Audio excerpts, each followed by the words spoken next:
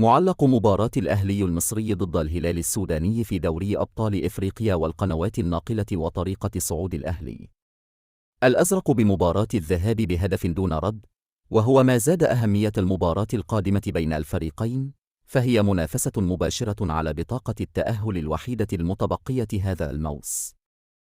ولا يملك الأحمر أي خيار سوى تحقيق الفوز بنتيجة من 1-0 أو بفارق هدفين إذا اهتزت شباك مرماه، لضمان العبور إلى الدور ربع النهائي للمرة الثامنة على التوالي في البطولة القارية.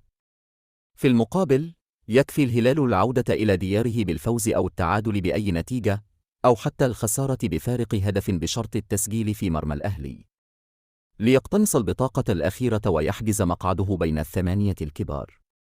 معلق مباراة الأهلي والهلال. أعلنت شبكة بي إن سبورتس القطرية الناقل الحصري لمسابقة دوري الأبطال أن المعلق التونسي رؤوف خليف هو من سيتولى مهمة التعليق على المباراة.